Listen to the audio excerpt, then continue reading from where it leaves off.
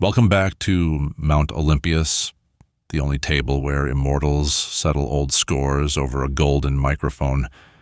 I am Zeus, king of the gods, and today we open the vaults on a mortal who finally learned what the word enough means. King Midas, the man with the golden touch. The golden touch. How perfect that you introduce him, Zeus. You have never once met a shiny thing you did not immediately want to turn into a scandal. Before anyone romanticizes gold, let us be clear that it comes from my kingdom. Every nugget, every vein, every glittering coin. Midas did not invent wealth. He borrowed my aesthetic and ruined it. And the gold ended up in a river Hades, the Pactolus. My water carried his mistake away and cleaned up the whole mess. Nobody ever thanks the sea for tidying up after mortals. Boys, before we descend into the usual squabble, we actually have someone here who lived this story. Please welcome the king of Phrygia himself, Midas. Sit wherever you are comfortable, Midas. The hearth of this table is open to you. Take a breath before they start circling. Thank you all of you. What an honor. Golden microphones, marble columns, clouds as far as the eye can see. I have to say, you people live exactly how I imagined I would, right before it all went so terribly wrong.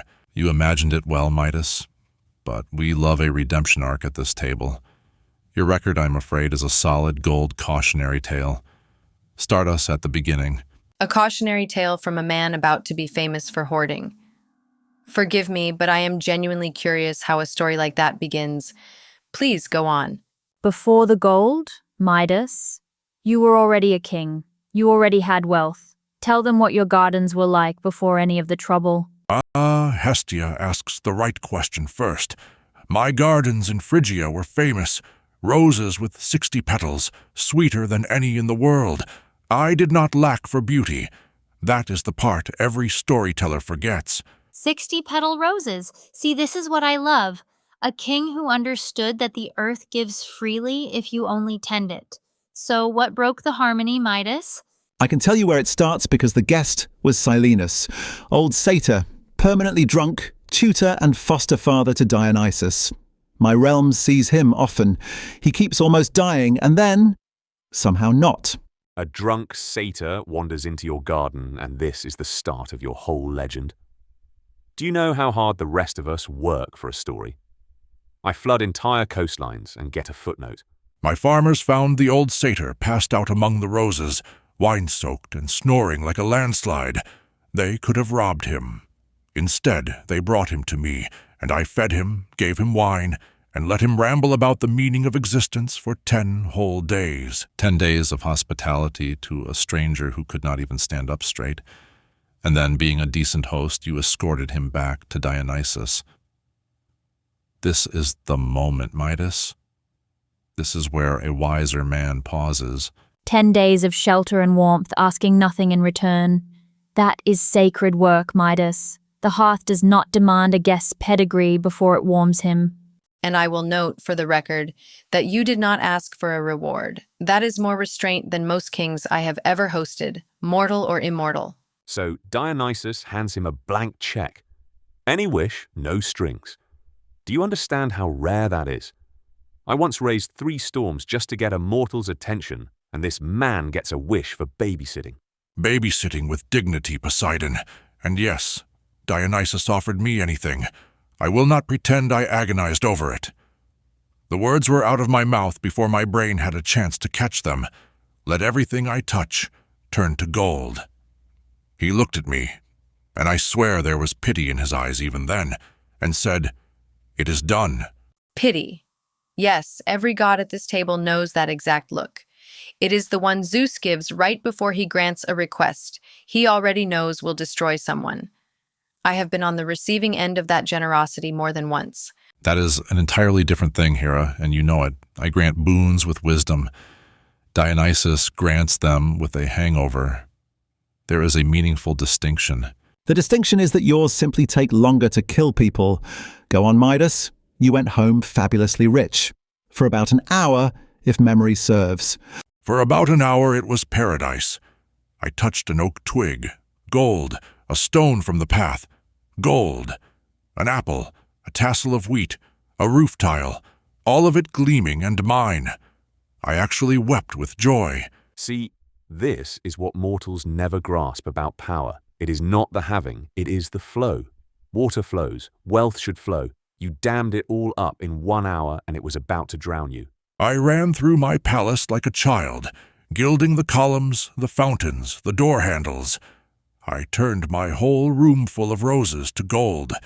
I thought I had become the richest being who ever lived. I was thinking of owning, never once of eating. You turned the wheat to gold. Midas, do you hear yourself? Grain that could feed a village, frozen forever into cold metal. That is the exact moment my stomach turned, listening to you.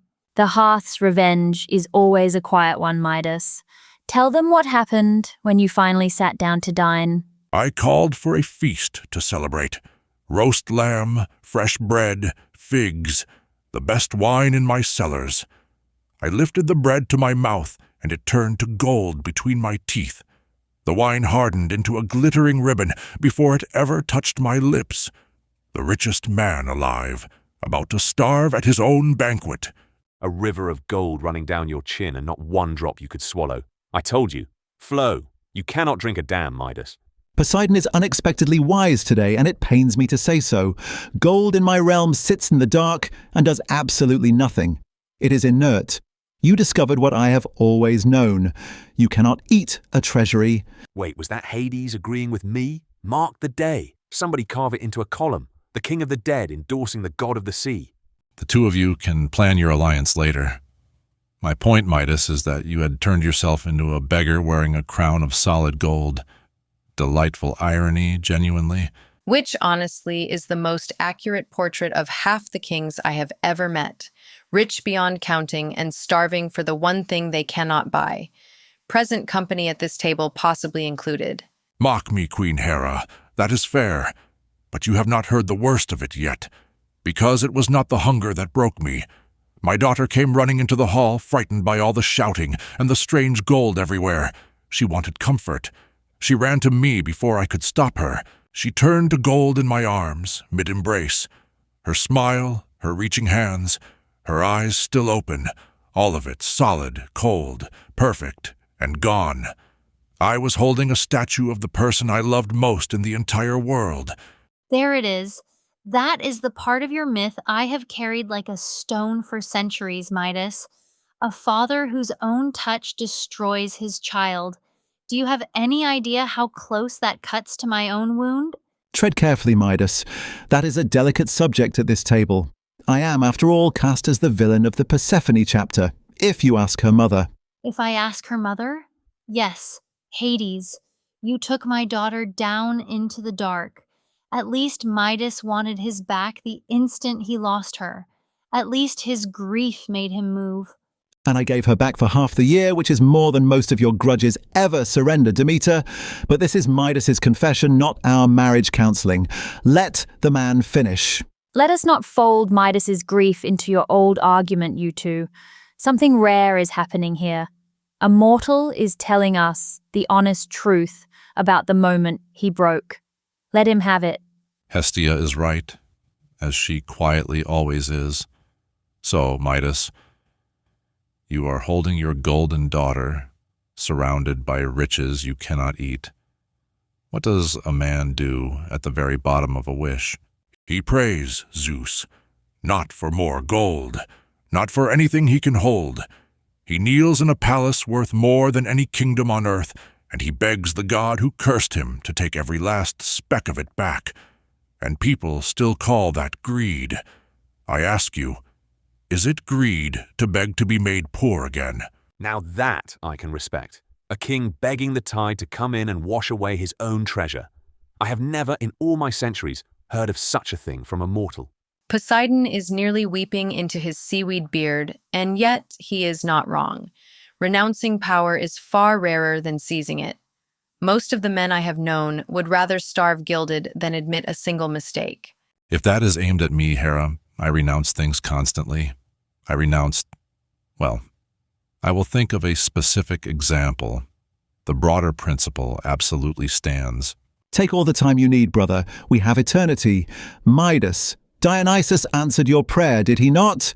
The gods of wine are cruel, but they are rarely deaf. He did. And this time there was no pity in his face. There was something worse. Understanding.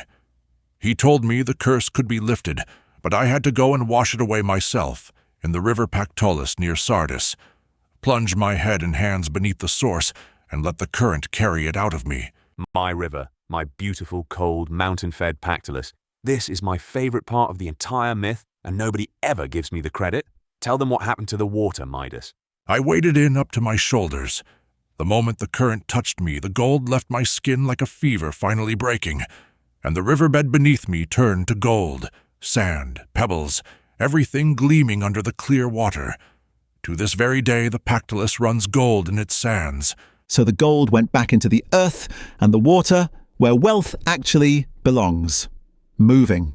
Shared, out of one man's desperate grip. That is the only honest ending a gold story can have. And your daughter, Midas? Please, I cannot bear to leave her as a statue in my mind. Tell me the water reached her too. It did, Demeter. When the curse washed out of me, everything I had turned to gold turned back. The wheat softened, the roses bloomed again, and my daughter, my girl, took a breath and finished the very hug she had started. She finished the hug. Oh, do you know, Midas? That is the first thing said in this whole hall today that has made my eyes sting.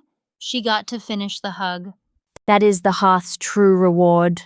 Not gold restored, but an embrace completed.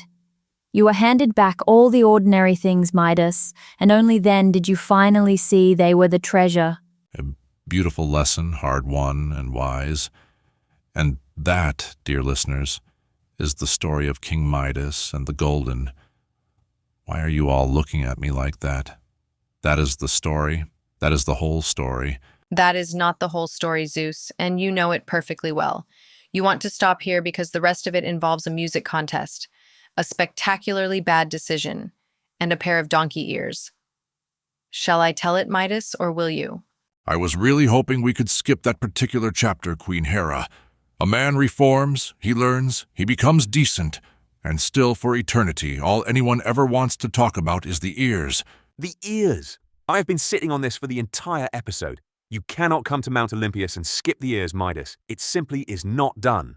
Oh, this is going to be good. Apollo, my son, talented, brilliant, and blessed with exactly zero tolerance for criticism. Set the scene, Midas. There was a music contest between Pan, the rustic god, pipes made of humble reeds, and Apollo with his golden lyre. Pan played first, wild, earthy, the sound of goats on a hillside and wind through the trees. Then Apollo played, technically flawless, celestial and cold as marble. Somehow I had ended up seated as one of the judges. Let me guess. Everyone else, terrified of a god, praised the god. And you, Midas, freshly humbled, freshly honest, said out loud what you actually thought. You told Apollo to his face at his own contest that you liked the goat music better. Midas, you had just barely survived one god's curse and you walked directly into another god's ego. That takes a very special kind of nerve. There is something almost holy in it, though. He had just learned the hard way where dishonesty and greed lead a man, so he decided he would never again lie, not even to a god about his lyre playing. That is exactly it, Hestia. It was not courage, it was honesty. Pan's music had dirt in it, and heartbeat, and life. Apollo's was perfect, and perfect is the one thing music should never be. So I said, respectfully, that Pan had moved me more. Now hold on.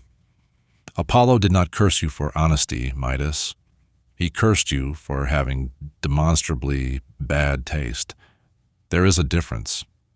Arguably, it was a public service.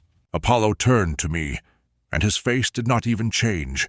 That is the truly frightening part. And he said that ears so dull as to prefer Pan did not deserve to be human ears. And mine grew, long, gray, furred, the ears of a donkey, right there in front of the whole crowd. Donkey ears. On a king in front of everyone. Oh, Midas, I would have opened a chasm in the seafloor out of pure embarrassment. What in the depths did you do? Everyone laughs at the ears, but listen to what he is actually describing. A king who could no longer take off his own hat, not even to sleep, terrified someone would see. That is a desperately lonely way to live, Midas. Thank you for seeing that, Demeter. I fled home and bought the largest turban Phrygia had ever produced, and I wore it every single waking hour. There was exactly one person who had to know the truth. My barber. You cannot hide donkey ears from the man holding the scissors. A secret shared is a secret with a crack running through it. I keep the largest secrets in existence, Midas, and I can tell you plainly, the ones that leak are always the ones another living soul knows. The barber. Of course it was the barber. It is always the person you least suspect and most rely upon. Do continue, Midas, quickly, before Hera finds a way to make this about me. He swore an oath of silence, on pain of death, and to his credit, he genuinely tried. But do you know what it does to a person to carry a secret they are forbidden to speak?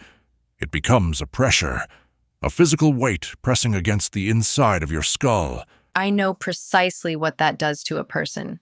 I have been sitting on roughly 400 of Zeus's secrets for several millennia. The urge to dig a hole in the ground and simply scream into it is very, very real. And that, of course, is nearly what the poor barber did. Tell them the rest, Hera. You clearly know it better than anyone here. Gladly. The barber, half mad from the pressure, crept out to a lonely marsh, dug a hole in the wet earth, put his mouth to it and whispered, "King Midas has the ears of a donkey." Then he filled it in and went home relieved. But reeds grew up from that spot, and when the wind blew through them, the whole marsh whispered it back, over and over for anyone passing to hear. The reeds sang it. An entire countryside gossiping about a king's donkey ears in the wind. Midas, I am so sorry, I know it is your tragedy, but that is the single funniest thing a mortal has ever engineered entirely by accident. The earth itself could not hold his secret. There is a lesson older than gold buried in that, Midas. What we bury in shame does not die. It grows roots. And one day it speaks to everyone in the wind. Laugh, all of you, everyone always does. But think about it for one moment.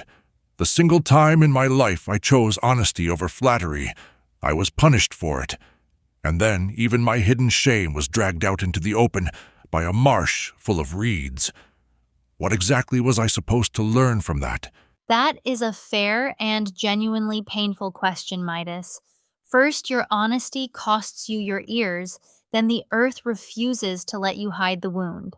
The gods can be very cruel teachers with no clear lesson plan. I will offer you an answer, Midas, since no one else seems willing. The lesson was never about the music or the ears at all. It was that you cannot control the truth.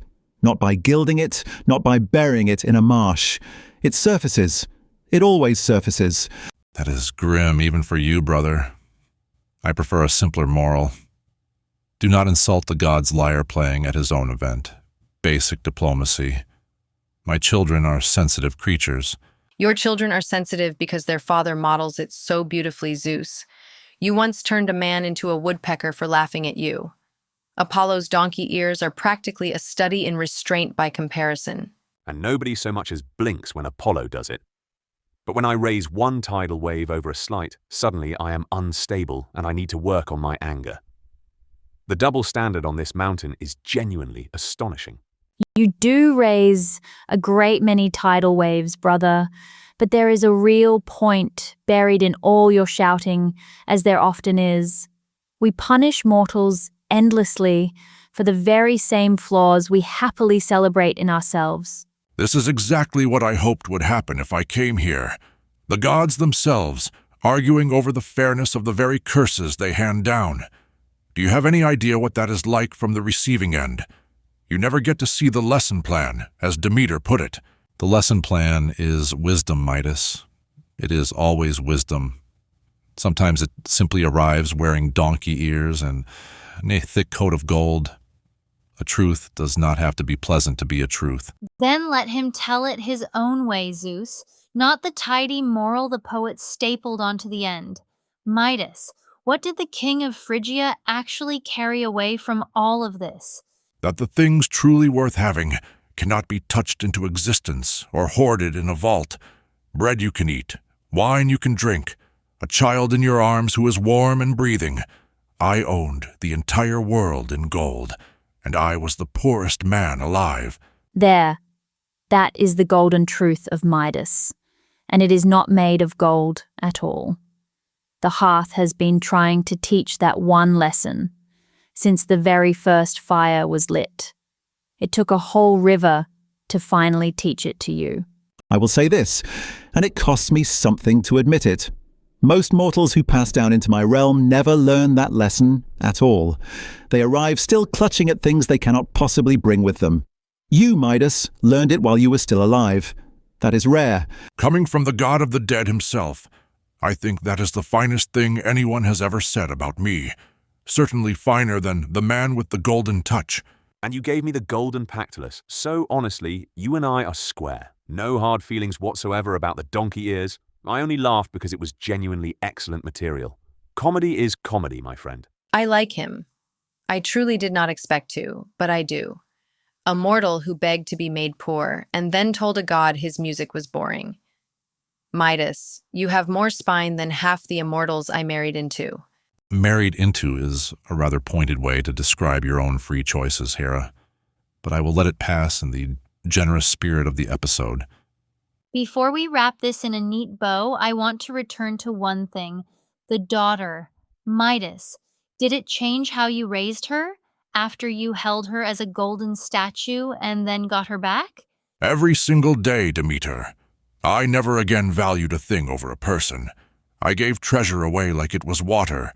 My whole court thought I had gone soft in the head, a king who would rather feed the poor than fill a vault. Soft in the head?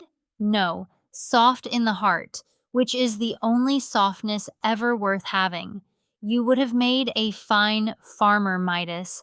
We do not confuse gold with a good harvest. A king who gives treasure away like water. Do you have any idea how much lighter my ledgers would be if more of your kind did that? You quietly did more good in your second life than most heroes manage in their whole one. I did not do it to be good, Hades. I did it because I remembered exactly what it felt like to be starving in a room full of gold. Fear is a better teacher than virtue. It simply charges a far higher tuition. Fear charges a higher tuition. Write that one on a temple wall. He arrived here apologizing for being a punchline, and he is quietly one of the wisest guests we have ever seated. I will confess something, and it is rare, so do savor it. I invited Midas expecting a comedy, the greedy king, the golden lunch, the ridiculous ears. I did not expect a philosopher who out-argued Hades on the meaning of wealth. You did not expect anyone to out-argue anyone, Zeus. You expected to do the vast majority of the talking, as you always do. The universe surprised us both today. I want to go back to one thing. Everyone keeps praising the humility and the wisdom, but nobody has said the obvious. Midas is the entire reason gold panning exists. A whole mortal industry. You are welcome, humanity, from Poseidon and Midas. I am not certain that is the legacy I would choose to lead with, Poseidon, but I do appreciate the enthusiasm.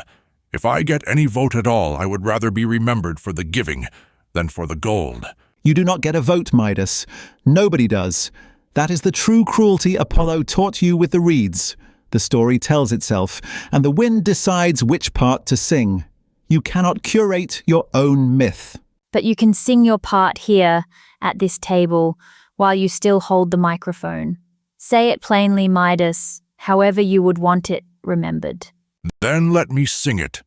I was greedy, and I was punished. I was honest, and I was punished. And somewhere in the space between those two, I finally became a decent man. That is beautifully put. Greedy and punished, honest and punished, and decent in the space between. That is not a joke, Midas. That is a whole life. Well, I set out to host a comedy, and I appear to have hosted a sermon instead. That is what happens the moment Hestia gets going. Midas, is there anything you wish to say to the gods before we close the vault? Only this. To Dionysus, wherever he is drinking tonight, thank you for granting the wish and for taking it back. Both were mercies, though I only understood the second one much later. And to Apollo, I will say it plainly. I stand by my verdict. Pan's music was better. Keep the ears. I earned them honestly. He said it again, on Olympus, in front of everyone. Midas, you magnificent lunatic. Apollo is going to hear about this episode and you are going to grow a tail. Let him. A mortal who would rather keep his integrity than his own human ears. I have not seen that kind of nerve in 1,000 years. Zeus, take careful notes. I am the god of notes, Hera. I do not need to take them, but fine. Midas, you have earned my respect, which I extend to perhaps 3 mortals per millennium. Wear it well, under that turban. When you eventually come down to my realm, Midas, and everyone does, come and find me. I will show you the vaults, and then I will show you how little anyone down there cares about them. I think for once, you will actually smile. I would genuinely like that, Hades. A guided tour of everything I once wanted, led by the one being who truly knows it is all worthless. That sounds like the most honest afterlife a man like me could ever ask for. Before you go, Midas, plant something. Roses again, the 60-petal kind. Let the last thing your hands ever make be something that grows and dies and grows again. That is the opposite of gold, and it is so much better. I did exactly that, Demeter. Every year after, in fact, right along the banks of the Pactolus. So the gold in the water and the red of the roses grew side by side. The lesson and the reward, together, forever. I came here a punchline, and I am leaving a person. Perhaps that is the only gold worth having. Then you understood it fully, Midas. More fully than some who sit at this table permanently.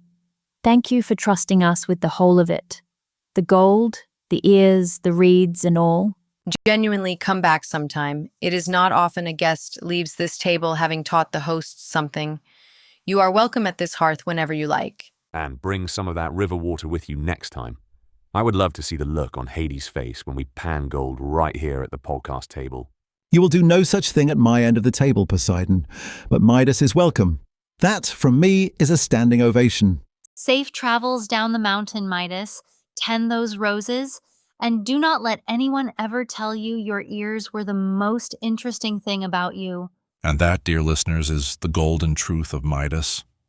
A king who learned that everything he touched turned to gold, and that gold was the least valuable thing he ever held. I am Zeus, and this has been Mount Olympus. One of the better episodes, I will admit, and I will only admit it once. Try not to let it go to your head, Zeus. It rarely fits under a crown as it is. Best episode, and the sea takes full credit for the ending as always. The Pactolus, ladies and gentlemen, a Poseidon production. It flows into my realm eventually, Poseidon. Everything does. But I will grant you the river this once. Consider it a gift. Warmth to your home, Midas, and a good harvest to your fields. Come back when the roses bloom and tell us how they smell. The fire keeps for anyone honest enough to warm their hands at it. Until next time, from all of us, at the hearth of Olympus, go gently. Thank you, all of you. Truly, may your tables always be full of the things that gold can never buy. Good night from Phrygia, and good night from the reeds.